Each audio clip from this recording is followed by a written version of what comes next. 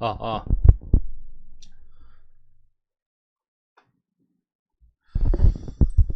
안녕하세요. 강한문석입니다. 오늘 이제 오후 축구. 이렇게 목이 잠긴 것 같지? 오후 축구 이제 저녁에 뭐 낮에 이제 우즈베키스탄 코스타리카부터 해가지고 저녁에 이제 9시인가 베트남 인도 뭐 에콰도르 일본 뭐 우리나라 카메룬 이렇게 해가지고 먼저 이제 분석을 하려고 영상을 올리고요. 이따 네이션스 리그는 저녁에 라방으로 이제 진행할 예정입니다. 네이션스 포함해가지고 새벽 경기들 있잖아요. 그것들은 이제 라방으로 갈 예정입니다. 9시 경기까지만이네. 오케이. 9시 경기까지만 분석 영상 따로 올립니다. 첫 번째 우즈베키스탄 대 코스타리카. 이게 낮에 있는 경기예요. 낮 3시에 이제 펼쳐지는 경기인데 중립 경기로 이제 우리나라 고향인가? 한번 볼까? 고향이었던 것 같은데. 아니네. 수원이네. 수원 월드컵 경기장에서 펼쳐지는 경기고 일단 뭐 우즈벡, 코스타리카, 뭐 카메론까지 해가지고 우리나라에서 계속해서 이제 평가전을 가지고 있죠. 우즈베키스탄은 당연히도 월드컵에 나가지 않고 코스타리카는 월드컵 나가는 그런 나라인데 일단은 직접 맞대결에서 우즈벡은 카메론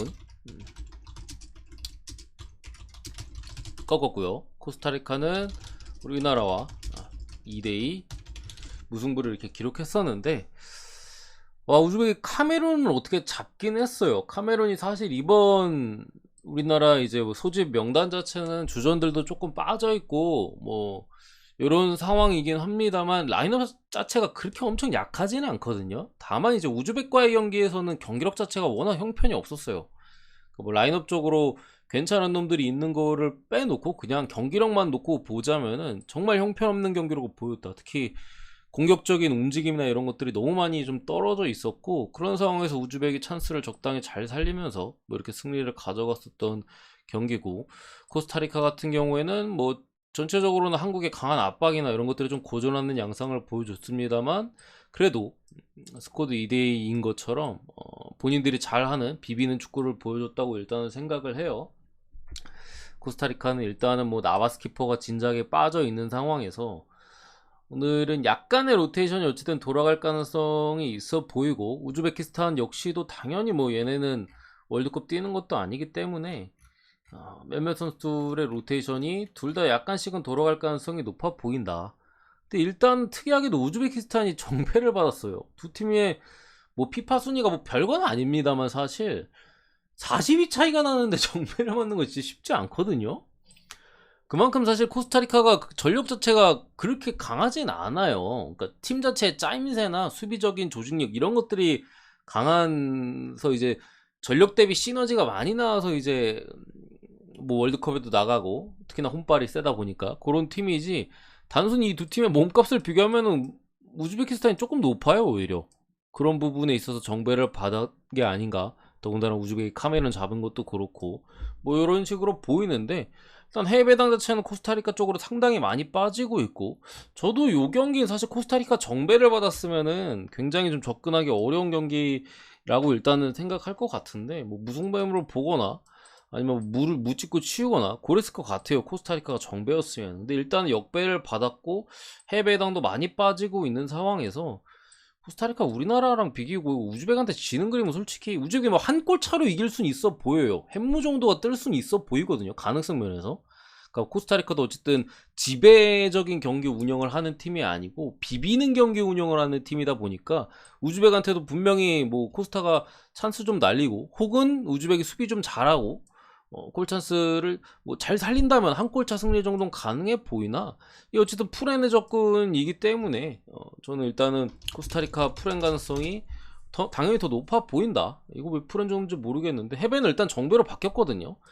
아마 뭐 12시 넘어가고 하면 이거 코스타리카 정배로 바뀌거나 혹은 배당이 떨어지거나 뭐 그런 식으로 움직임이 있을 수도 있겠다 싶습니다. 제가 지금 찍을 때는 아직까지는 변동은 없는데 조금 있으면 바뀔 것 같은 느낌이 일단 들긴 해요. 어쨌든 코스타리카 프렌을 보고 저득점 봅니다.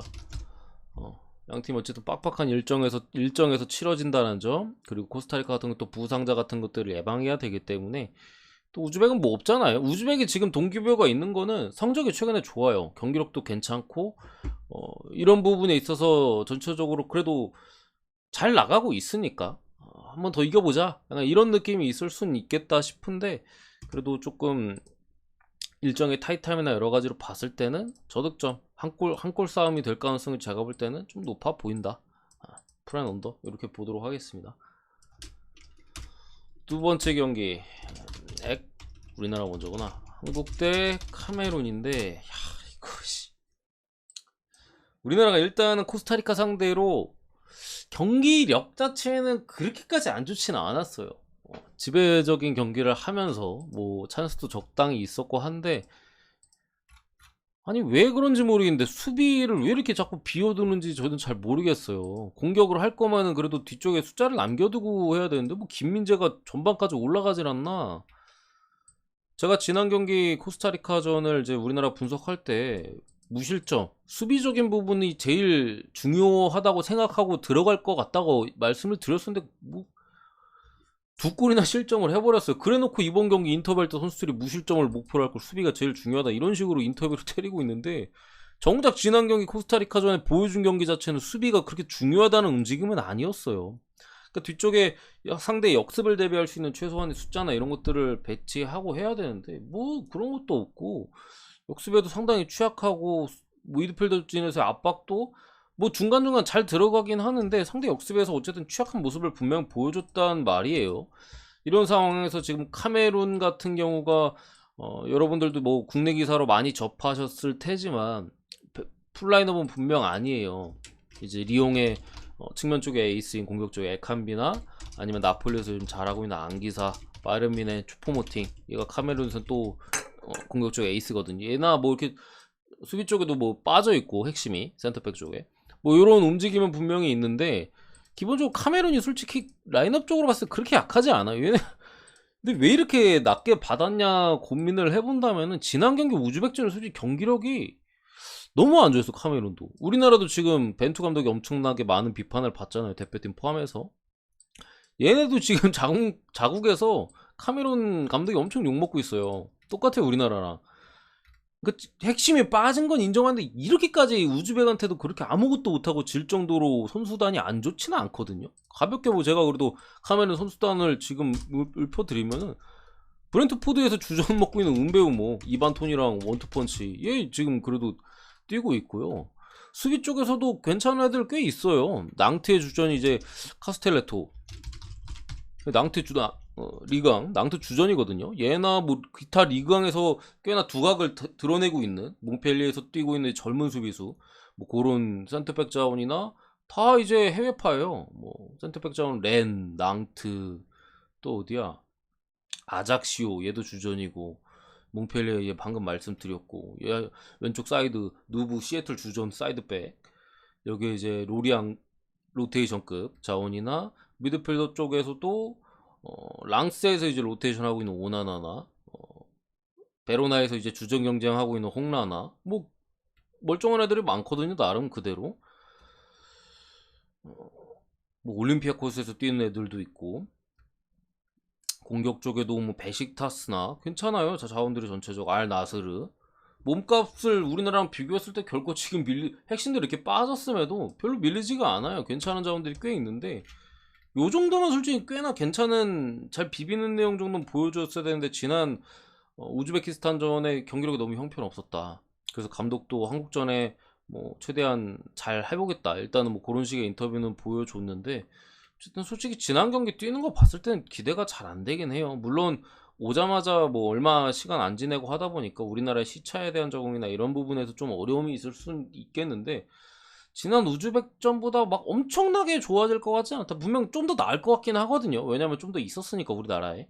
근데 엄청 좋아질 것 같지는 않은 상황에서 우리나라 자체도 지금 카메룬전을 꼭 승리 혹은 이제 뭐 무실점 이런 것들을 선수들 자체로 이제 다짐하고 뭐 그런 상황이에요. 근데 저번에도 제가 코스타리카전에 말씀드렸지만 진짜 배당이 진짜 너무한 거 아니에요? 1.5는? 아니 카메룬이 지금 빠진 건 빠진 건데 지금 나름 지금 있는 자원으로 솔직히 수비 라인은 우리나라보다 좋아요.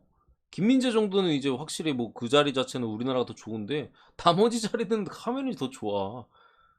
그렇다고 미드필더 쪽에서 우리나라가 앞서냐? 그런 것도 딱히 아니에요. 카메룬 나름 비벼볼 만한 공격진? 손흥민 말고는 또 비슷비슷해요. 근데 1.5배라고? 와, 이거 홈인 건 홈이라서 그런 것 같은데. 아, 그래도 요거는 솔직히 잡긴 해야 돼요. 지난번에 우즈벡 상대로 카메론이 경기했던 거 보면은 우리나라도 뭐 코스타리카 상대로 심각하긴 했는데, 뭐 그래 기회적인 측면에서는 우리는 그래도 공격 쪽에서 가능성은 좀 보긴 했잖아요. 찬스를 뭐 황의조가 좀 날리고 막 기타 애들이 막 날려서 그렇지. 근데 카메론은 아무것도 없었단 말이에요. 우즈베키스탄 전에 상대가 뭐 심지어 우즈벡이었는데도 이런 점 봤을 때 아, 그래도 이거 잡고 가야 되지 않나. 라인업적으로도 좀 변화가 있을 거라고는 일단 했어요. 뭐 제 생각엔 아마 권창훈이 빠지지 않을까. 권창훈은 무조건 빼야 되거든. 선발에선 적어도 빠져야 되는데 권창훈이 좀 빠지고 한다면 다른 선수들의 기회나 이런 것들을 받으면은 조금 더 나아질 가능성은 조금 있다. 그리고 전체적으로도 어쨌든 우리나라도 한 경기를 치렀고 풀 라인업에서 조금 더 선수들의 문제점이나 이런 것들을 확실히 인지하고 있을 가능성이 높아서 배당은 마음에 안 드는데 주력으로는 안 찍을 것 같아요. 뭐 부주력으로 이번에도 뭐 지난번엔 제가 아직 아예 가지도 않았는데 코스타리카전은 아예 한국 경기 배팅을 안 했는데 이거는 뭐 그래도 부주력 정도는 1.5배니까 일단 넣어볼 만한 것 같다. 다만 주력은 솔직히 찍을만 하기도 하고 아니기도 해요. 그런 느낌입니다. 워낙 믿을 만한 팀은 아니기 때문에 지금 우리나라가 카메룬이 만만한 팀은 아닙니다만 그래도 우리나라가 아프리카 팀 상대로는 그래도 꽤나 잘 좋은 모습을 보여줘요. 남미 상대는 원체 약했고 이런 점까지 그래도 좀 감안한다면은 이기긴 할 것 같습니다. 세 번째 에콰도르 대 일본. 두 팀 다 이제 월드컵에 진출하는 팀들이고 뭐 일본은 죽음의 조, 에콰도르는 이제 카타르랑 뭐 한조 이렇게 편성이 돼 있는데 지난 며칠 전에 맞대기를 경기에서는 에콰도르는 이제 사우디랑 0대0 무승부를 기록했었고요. 일본은 이제 미국 상대로 2대0으로 쉽게 승리를 따냈었죠. 경기 자체는 에콰도르도 에콰도르고 일본도 일본이고 전체적으로 두 팀 다 이제 주도하는 상대팀 대비해서 주도하는 경기 내용을 보여줬어요. 반면에 이제 약간의 스코어적인 차이는 분명히 있죠. 일본 같은 경우에도 기회를 잘 살렸던 경기라고 생각을 하고요. 에콰도르는 그래도 많은 골 찬스가 있었는데 이거를 뭐 에콰도르가 많이 놓치기도 놓친 건데 사우디 키퍼가 좀 잘 막은 감도 없지 않아 있다. 스코어 자체는 스코어나 뭐 결과 내용적인 자체는 에콰도르가 사우디가 아무것도 못했어요. 거의 슈팅도 못 때릴 정도로 이제 많이 밀렸었는데 이게 뭐 어쨌든 사우디는 홈발이 있는 팀이잖아요. 근데 중립 경기다 보니까 뭐 그럴 수는 있어 보이는데 어쨌든 에콰도르는 분명히 남미 쪽에서도 분명히 다코스 축에 속하는 팀이에요. 일본이 아무리 지난 경기 미국을 상대로 이제 상당히 좋은 경기력을 보여주고 뭐 승리까지 따냈다 한들 요 경기는 제 생각에 상당한 박빙으로 갈 가능성이 높다. 일본도 어쨌든 피지컬적으로는 에콰도르가 상당히 강하거든요. 일본 축구의 약점은 피지컬이에요. 피지컬. 물론 최근에는 조금 많이 보완을 하긴 했습니다만 피지컬적인 약점이 분명히 존재한다는 점을 일단 말씀드리겠고 추가로 일본이 월드컵 대비해가지고 포메이션 변경도 살짝 있어요. 최근에 이제 4-2-3-1 형태 이제 조금 더 비빌 수 있는 포지션을 투보란치의 안정적인 포지션이죠. 그런 거를 실험하고 있고 지난 경기에도 그렇게 나왔어요. 오늘도 아마 그렇게 뛸 것 같고 특이한 점이 일본이 약간 더블 스쿼드 운영을 월드컵 때 준비하고 있기 때문에 일본 전과는 조금은 다른 라인업이 나올 가능성이 좀 높다. 어쨌든 코스타리카와의 맞대결이 있기 때문에 바로 이제 남미 팀이잖아요. 그 전을 대비해가지고 이제 그 전을 맞춰서 라인업이 나올 가능성이 높고 일본은 지금 사실 누가 뛰든 주전 라인업은 누가 들어가든 거의 제가 봐도 거의 더블 스쿼드를 쓸만한 팀이에요. 왜냐면은 그러니까 빵빵할 때 넣겠다는 얘기거든요. 빵빵한 선수들을 계속해서 쓰겠다. 그래가지고 이제 선수들의 체력적인 부분이나 이런 것도 극대화시켜서 월드컵 때 잘 해보겠다 이런 느낌이어서 이 경기는 일본의 야구세 속에서 좀 진행될 만한 경기로 저는 일단은 보고 있는데 에콰도르 같은 경우 수비 쪽에 기존의 주전으로 로테이션급의 선수들이 몇몇 자원들이 빠져 있었어요. 계속해서 이번 시즌 부상으로 많이 날려먹었기 때문에 뭐 펠릭스 토레스나 뭐 알베르다 같은 주축 선수들이 빠져 있습니다만, 그래도 레버쿠젠의 주전 수비수인 힌카피에가, 뭐 레버쿠젠은 근데 사이드백으로 많이 뛰긴 하는데 어쨌든 걔가 중앙 수비 쪽을 봐주면서 최근에 어쨌든 남미 예선이나 여러 가지로 수비적으로 상당히 잘 비비는 축구를 하고 있고, 그렇다고 뭐 미드필더나 공격진이 그렇게 약하지도 않아요. 문제는 이제 골 결정력이거든요. 골 결정력. 야, 근데 이거는 결정력이 안 좋았다고 보기도 좀 그런 게, 사우디 키퍼가 너무 잘 막아가지고 어쨌든 결정력에 있어서 문제가 좀 드러나고 있는 상황에서 감독 자체의 인터뷰는 이제 우리의 부족한 결정력을 좀 그거 해야 된다, 일본전에 그런 것들을 좀 신경 쓰겠다라는 인터뷰였고, 요거는 제 생각에 무승부의 가능성이 좀 높아 보입니다. 지금의 일본 상대로 에콰도르가 잡을 가능성은 제가 볼 때는 그래도 조금 떨어진다고 생각을 하고요. 왜냐면 일본이 지금 너무 강한 모습을 보여주고 있기 때문에 지지 않는 경기 정도는 충분히 기대해볼 만하다. 다만 일본 역시도 지금 에콰도르 전력이 전혀 만만한 팀이 아니에요. 에콰도르는 이제 잠글 수도 있고 좀 주도권을 가지면서 나갈 수도 있고 이것저것 다 할 수 있는, 제가 최근에도 뭐 여러 차례 말씀드렸지만 그런 팀이 강팀이거든. 그런 팀이 이제 잘 하는 팀이거든요. 에콰도르가 뭐 브라질 상대나 이런 상대로도 뭐 홈이긴 합니다만 홈에서만큼 잘 비비고 하잖아요. 그런 측면에서 양 팀이 한 끗 승부가 될 가능성이 높아 보이고, 제 생각엔 그래도 무승부 가능성이 조금 더 높지 않나. 1대1, 2대1 약간 요 정도 느낌으로다가 봅니다. 네 번째, 베트남 대 인도. 요 경기하고 이제 마무리할 건데, 일단 베트남이 상당히 낮은 정배를 받았습니다. 1.3대. 뭐 환산하면 1.4배가 되겠죠. 받았는데 요건 일단 A매치인데, 이게 아마 베트남, 인도, 싱가포르 해가지고 지들끼리 뭐를 하는 것 같아요. 그래서 이게 무슨 우승 상금도 있더라고요. 그러니까 세 팀에서 뭘 하는 것 같고, 그 두 팀이 일단 싱가포르랑 한 차례씩 붙었어요. 그래서 베트남은 싱가포르를 4대 0으로 잡았고, 인도 같은 경우에는 1대 1이었나? 1대1인가 0대 0인가? 아무튼 비겼어요. 어떤 그런 사이즈에서 전체적인 상황을 말씀드리면은, 베트남이 이때 주전 라인업을 좀 많이 투입시키지 않았어요. 그러니까 기본적으로 박한서 감독의 계획은 소집된 선수들을 두 조로 나뉘어서 싱가폴전 그리고 인도전 이렇게 두 조로 나뉘어서 주전들을 이렇게 쓸 거라고 얘기를 했고요. 싱가폴전의 선수의 운영을 보면은 어린 선수들, 비교적 이제 경험이 적은 선수들, 그렇게 선수단을 구성을, 왜냐면 인도가 전력이 더 세거든요. 인도랑 베트남 뭐 피파 랭킹으로 따지면, 굳이 따지면 뭐 거의 차이가 안 나요. 12 정도. 인도가 90몇이고 아니 베트남 90몇이고 인도가 100위대인가 100인가 그 정도 사이즈여서 싱가포르 많이 떨어지는 상황에서 그렇게 경기 운영을 했었고, 그렇음에도 4대 0으로 이겼고 여긴 비겼어요. 두 번째로는 베트남은 지금 일단 시즌 중이에요. 그렇기 때문에 선수들의 컨디션이 상당히 올라와 있는, 이미 시즌 중이기 때문에 상황이고, 인도 같은 경우 오프 시즌입니다. 시즌이 새로운 시즌을 준비하는 단계이기 때문에 선수들의 컨디션이나 이런 것들이 많이 올라오지 않은 상황에서 싱가포르 상대로도 그렇게 좋은 경기력을 보여주지 못했다. 전방에서도 찬스 미스, 역시나 감각이 떨어져 있다 보니까 이런 식의 미스가 많았고, 특히나 베트남은 이게 일주일을 쉬고 경기를 하는 거고요. 인도 같은 경우 이게, 왜냐면 싱가포르 두 번 뛰었잖아요. 싱가포르 이제 베트남 뛰고 그 다음에 인도 뛰고 그 다음에 이거예요. 그러니까 베트남 일주일 쉰 거고, 어차피 뭐 주전 라인업도 다르게 나오긴 합니다만, 그러니까 컨디션 자체도 원래도 베트남이 좋은데 일정도 베트남이 유리하고요. 인도 같은 경우 이거 하고 3일 만에 또 경기를 하는 거다, 이런 쪽에 불리함이 인도 쪽에 있는 경기라, 이거는 베트남이 무만캐도 이거 우승해가지고 뭐 3만 달러인가? 상금이 무튼 그렇게 해가지고 가져가는데, 제 생각에 이건 잡으려고 들 가능성이 높고요. 베트남 일반승 자체는 배당도 상당히 괜찮아요. 1.35 정도면 제가 볼 때는 이거 요 정도 사이즈에서는 되게 괜찮아 보이거든요. 그래서 요거는 주력감 정도로 보이고 일단은 상당히 좋아 보이고요.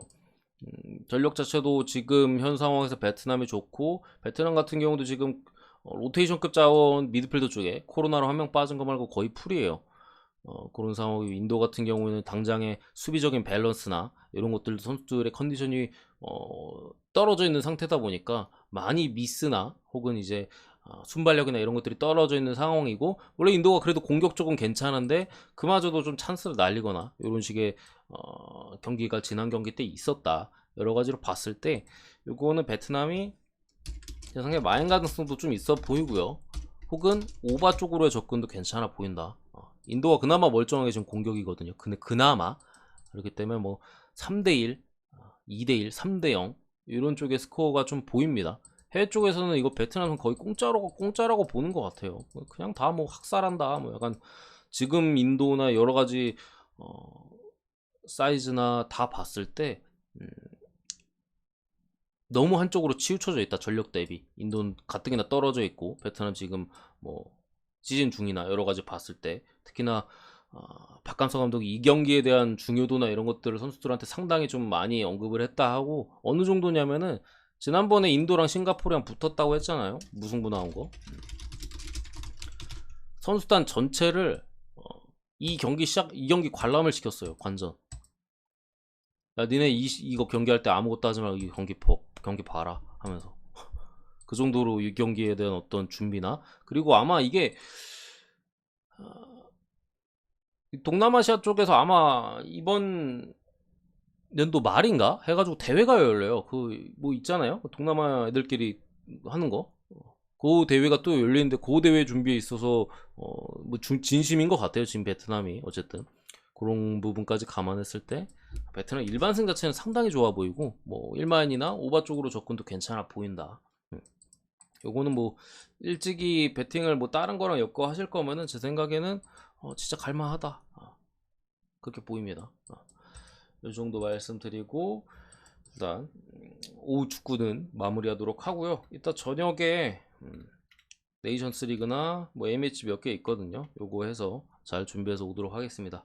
감사합니다.